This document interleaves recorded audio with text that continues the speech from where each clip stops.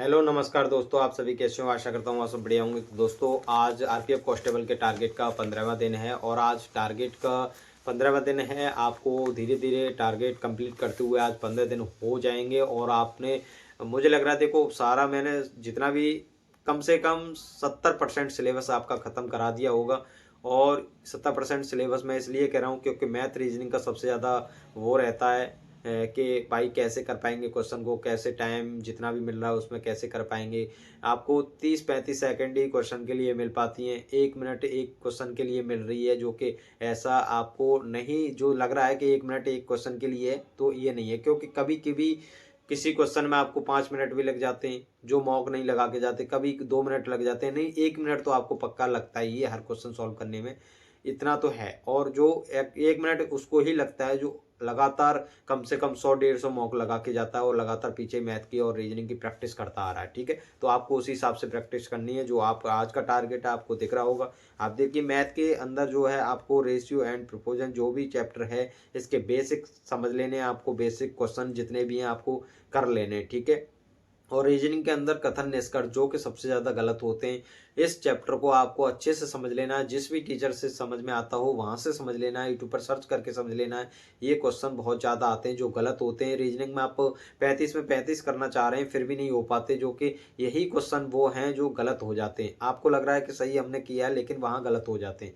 कथन निष्कर्ष को अच्छे से कंप्लीट कर लेना है इस चैप्टर को।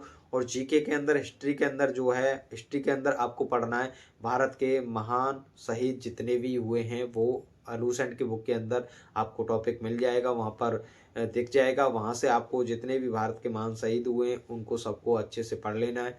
और पॉलिटी के अंदर भारत के महान महान न्यायवादी उनको पढ़ लेना है। और अच्छे से जो पीछे आर्टिकल जितने भी बताएं उनको 1 से लेके 100 तक आर्टिकल आपको अच्छे से पढ़ लेने, जो कि बार बार रिपीट होते हैं यहाँ से क्वेश्चन। और यहाँ देखा गया है 1 से 100 तक तो बहुत ही इंपॉर्टेंट आर्टिकल हैं जो कि आपको लगातार रिवीजन करते रहना चाहिए। आप सुबह 1 घंटे आपको 20 मिनट लगा करेंगे, 20 मिनट में आपको रीड करना है। रीड कर लेंगे तो आपको धीरे धीरे, ऐसा नहीं आपको किसी भी टॉपिक को आज ही चाहते हैं आज ही रटें, तो ऐसा ना करें। बस रीड करते रहें, आपको अच्छे से याद रहेगा। वो लगातार 10-12 दिन ऐसा कर लोगे तो आपको कोई भी आर्टिकल आप भूलोगे नहीं। और लेकिन हर आर्टिकल का समझने का भी तरीका, टीचर से समझें क्लास को, वहाँ से समझ में आएगा। ऐसा ही नहीं कि आर्टिकल आपने रट लिया उसके बारे में नहीं पता, क्योंकि उसके बारे में काफ़ी क्वेश्चन ऐसे आते हैं, डीप पूछे जाते हैं। राष्ट्रपति के चुनाव के बारे में, मोदी के चुनाव के बारे में, राष्ट्रपति के चुनाव में कौन कौन भाग लेता है, ये सब क्वेश्चन वहाँ बनते हैं। तो ये सब चीज़ें आप वहाँ पर अच्छे से पढ़ लें तो टीचर से ही क्लास समझ में आएगी, जो कि आपको डायरेक्ट समझ में नहीं आएगी। और आप थ्योरी बुक है तो आप आसानी से वहाँ से समझ सकते हैं। कोई नया स्टूडेंट है वो तो नहीं समझ पाएगा, लेकिन जो 2-3 साल से तैयारी कर रहा है वो अच्छे से बुक से ही समझ सकता है। और जियोग्राफी के अंदर भारत की जलवायु, इससे इस टॉपिक को कंप्लीट कर लेना है आपको आज।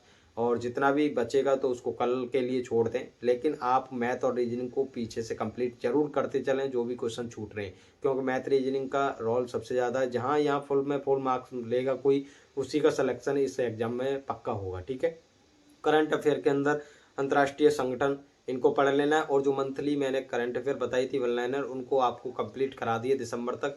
उनके जो आपको करंट अफेयर के अंदर क्वेश्चन दे रखे होंगे, ऑब्जेक्टिव क्वेश्चन दे रखे हैं, उनको धीरे धीरे कंप्लीट करते रहना है। एक आप टारगेट बना लें कि 1 से 50 तक उन क्वेश्चन को करना है। और पीछे से मंथली को भी रिवीजन करते आना है। ठीक है, आज का टारगेट यही है, इसको कंप्लीट करें। बाकी और टारगेट आपको धीरे धीरे मिलते रहेंगे। और अच्छे से हम आपका चाहते हैं कि 15 दिन ऐसे बचें कि जो कि आपका रिवीजन हो जाए दोबारा से इसी टारगेट का, तो आपको दिक्कत नहीं होगी और मॉक में आपके अच्छे स्कोर हो जाएगा। ठीक है, टारगेट बहुत अच्छे दे रहा हूँ मैं, जो कि आपको दिक्कत नहीं होगी। और इन टारगेट को आपको फॉलो करना है, और जो भी टारगेट फॉलो नहीं कर पाए वो पीछे से टारगेट को कंप्लीट करते हुए आए। ठीक है, नमस्कार, मिलते हैं अगली वीडियो में। धन्यवाद।